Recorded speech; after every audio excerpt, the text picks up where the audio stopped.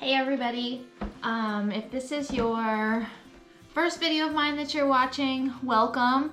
If this is your second or your third or your however manyth video of mine that you're watching, welcome also, and thanks for coming back and thanks for continuing to watch my videos and kind of follow along with the build that I've been doing.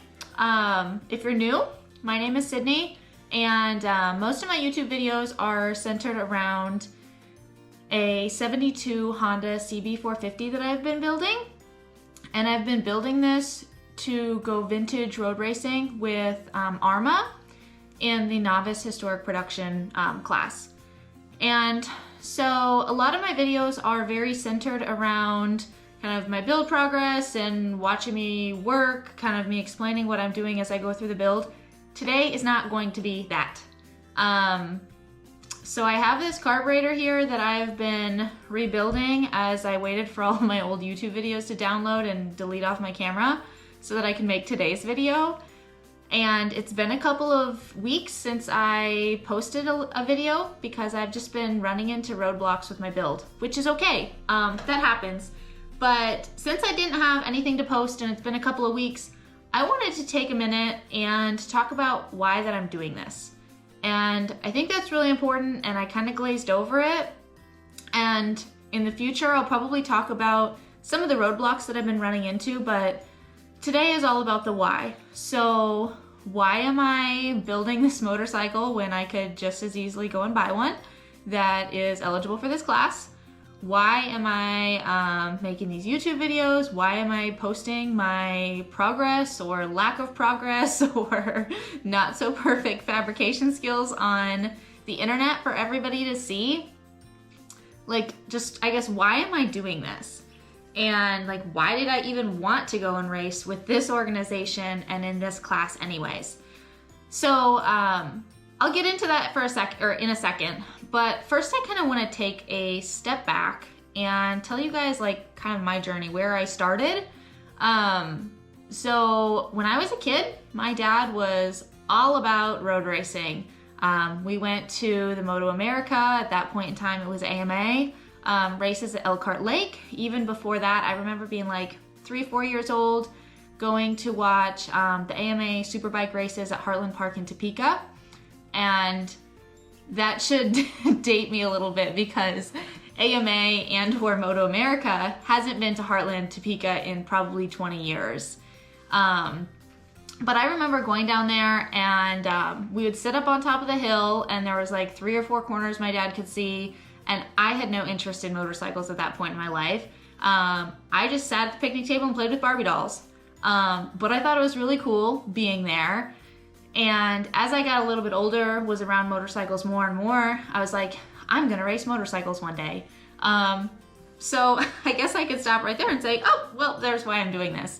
No, that's not the full story. And so as I got a little bit older, my family had a Triumph motorcycle dealership. And so I grew up in the shop helping my dad, and all I wanted to be as a kid was a motorcycle mechanic. My dad told me no. He didn't want me to have to work very hard to make a decent living. He didn't want me to have to work as hard as a mechanic works to make a decent living. And he wanted me to do something else. So kind of as a, well, I'll show you kind of thing, I was like, okay, well, if I can't fix them, well, I'll build them. So I'm an engineer by trade. And my definition of building a motorcycle when I was 10 years old, I had no idea what that meant or what that profession would be. But it took me into engineering, and as I got a little bit older, I realized I'm not a design engineer. I don't have a design brain. I've done manufacturing engineering, but there's not very much manufacturing of motorcycles in the United States. So I found my calling as a test engineer, and I really, really love what I do. But I'm still very passionate about motorcycles, and I still want to scratch that itch to work on things.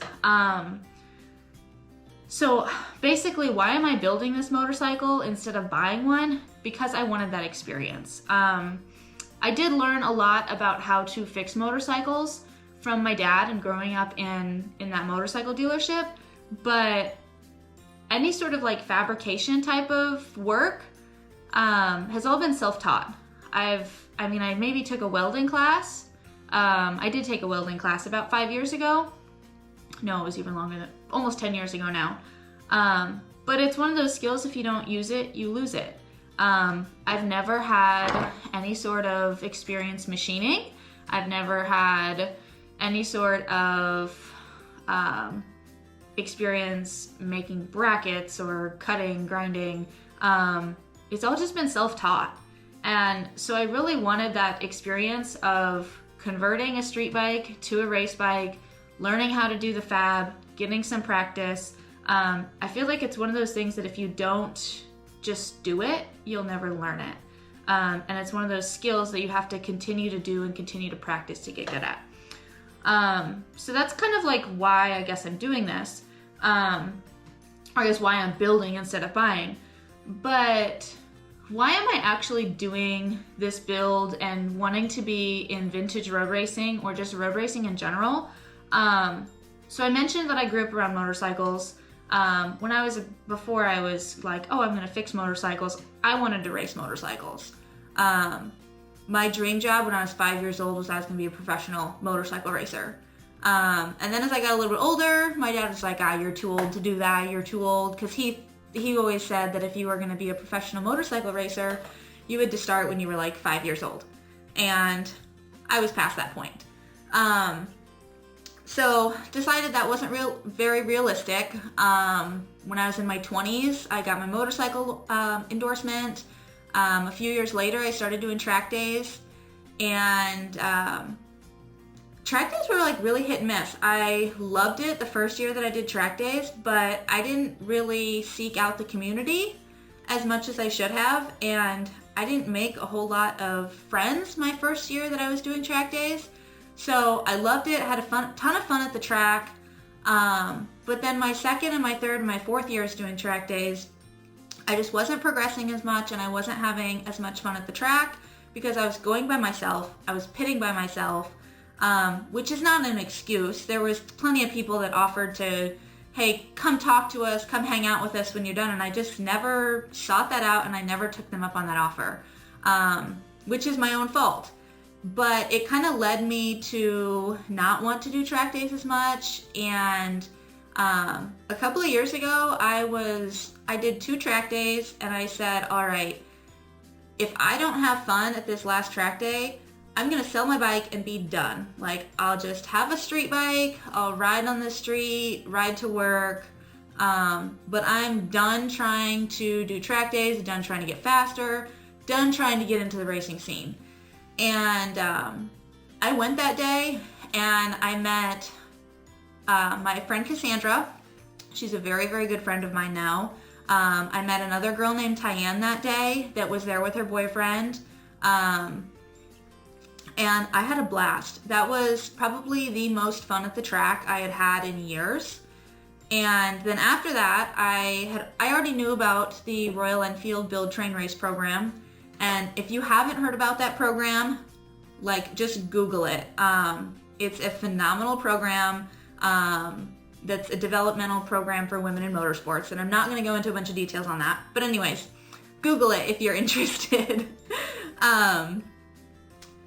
But so I'd already known about that program. And after that last track day, I was like, okay, I had a blast, I had fun, this is the most fun I've had at the track in years, I'm going to keep my bike, I'm going to apply for this program, I'm going to get into racing. And so I applied, I got to the interview phase, they asked me how many track days I did, and I said, oh, I only did 2 this year. Didn't get selected, I don't know if that's the reason that I didn't get selected or not, but regardless, I didn't get selected, and I was super bummed. And then I thought about it, and I was like, I haven't been putting in the work, so no wonder they didn't pick me. And that's kind of when I said, all right, I'm going to recommit to track days. I'm going to do it. I'm going to get faster, and I'm going to reapply. So last year I did 10 track days, and I took up lots of people on their offers about, hey, come pit with us. Hey, come hang out with us when you're done for the day, blah, blah, blah. So I sought out that motorcycle community. I made a ton of friends, and I just got out of my head. The mental part of motorcycling and your mindset is probably one of the most important parts of it. And it took me years to really figure that out and just get out of my own head, get out of my own way, and I started progressing again. So at the end of the season last year, at the end of the track season, I said, all right, like, I'm ready. I've done all these track days. I'm progressing. I'm in a good mental state. I'm going to try and get into racing finally. I'm going to reapply for the Build, Train, Race program. And so I patiently waited and waited and waited. End of the year came. Build, Train, Race applications didn't open up. And I said, okay, that's fine. Maybe Build, Train, Race is not my path. It's not my destiny. I'm going to find my own way into motorcycling. Or not motorcycling. I'm already in motorcycling. I'm going to find my own way to get into motorcycle road racing. So I've known about ARMA for a long time. I know a handful of people that race with ARMA, and I have not raced with ARMA previously because I ride in an intermediate class at a track day, and I am not always on a race pace. So I didn't want to get out on a track with expert riders and find myself in an unsafe situation. So I kept researching, and just that sole piece alone has kind of been the thing holding me back from getting into racing. But anyways, I did some research and I found that ARMA has a novice race class. I've talked about it before. It's novice historic production. So they are production motorcycles that are 1978 or older. There is a limited number of motorcycles that are eligible for that class, and it's meant for novice riders or somebody that has been out of the motorcycle racing game for a long time and they're getting back into it. It's not meant for seasoned racers. So I have like a hair sticking out of my, sorry. It's not meant for seasoned racers, and so because of that, it's going to be a little bit slower pace. Potentially a little bit less competitive, but I feel that that is the safest class for me to get or to be in if I'm gonna just start getting into racing. Hence why I picked that class, hence why I picked this organization. I've already had some exposure to that organization. Everybody I've talked to that races with that organization really loves it. And I think that I will as well. So that's kind of that part of it. And like, why am I posting these videos and sharing my progress and my lack of fabrication skills or lack of perfect fabrication skills with the whole world? Basically, these videos are kind of for me. I've been saying for years that it would be so cool to make YouTube videos. It would be so fun, it'd be cool. If you watch my videos, you know that they're probably not the cleanest. They're probably not the most edited. They're basically just raw live footage of me working, of me talking, doing whatever it is. And I'm okay with that. I'm not trying to become the next influencer. I'm not trying to become YouTube famous. I'm just here being me, making these videos for myself. And sharing them with anybody else that's interested in the hopes of maybe inspiring somebody. Like I said, all of my fabrication skills are self-taught. I've learned a ton on my own about motorcycles. I've learned a ton from my dad about motorcycles, and I've been telling him for years, I'm gonna make YouTube videos, and I guess I've just reached a point in my life where I don't want to continue talking about the things that I want to do in life. I just want to go and do them. And if by me making these videos for me and sharing what I'm doing on the internet for everybody to see hopes to or inspires just one person or encourages just one person to get out there and do the things that they want to do or new things that they want to try, mission accomplished. So that's why I'm doing this. And if you've stuck with me through this 20-minute video or however many minutes it's been, thank you. I truly, from the bottom of my heart, thank you for watching this video.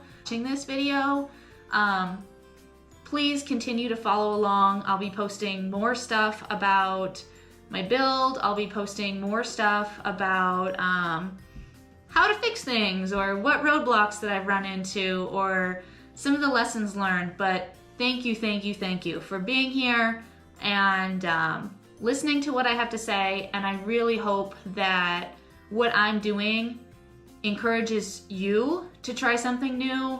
Maybe it inspires you to do something.